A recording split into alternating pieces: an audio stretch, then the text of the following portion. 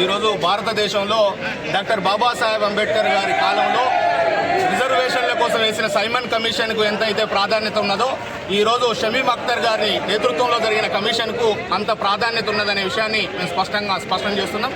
కాబట్టి రిజర్వేషన్ల కోసం జనాభాను ప్రదానం చేసుకుని బాబాసాహెబ్ అంబేద్కర్ ఏదైతే రిజర్వేషన్ల సిస్టాన్ని తీసుకొచ్చిందో కాబట్టి జనాభా రేషియో ప్రకారం ఆ రిజర్వేషన్లను ఎస్సీలలో ఉన్న అన్ని కులాలకు పంచే విధంగా జనాభా నిష్పత్తి ప్రకారం ఏబిసిడి వర్గీకరణ చేయాల్సిందిగా మేము కమిషన్ చైర్మన్ గారికి విజ్ఞప్తి చేయడం జరిగింది.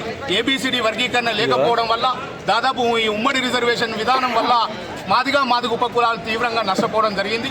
కాబట్టి ఇప్పటికైనా కమిషన్ చైర్మన్ గారు అన్ని అంశాలను ఆధారం చేసుకొని స్పష్టం చేయాల్సిన బాధ్యత ఉన్నది.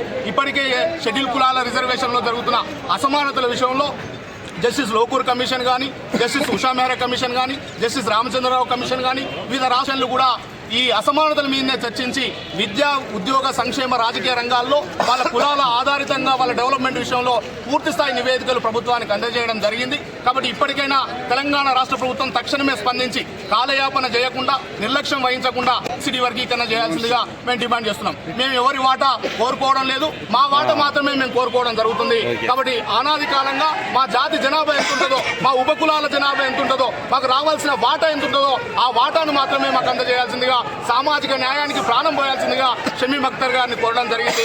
మా ఆకాంక్షను నెరవేర్చాలి. మందకృష్ణ మాదిగ గారి నాయకత్వంలో 30 ఏళ్లుగా పోరాటాలు చేసుకున్న ఒక స్వప్నాన్ని నెరవేర్చి అమలు చేసి దీన్ని సంపూర్ణంగా అన్ని విధాలుగా న్యాయం చేయాల్సిందిగా మేము కమిషన్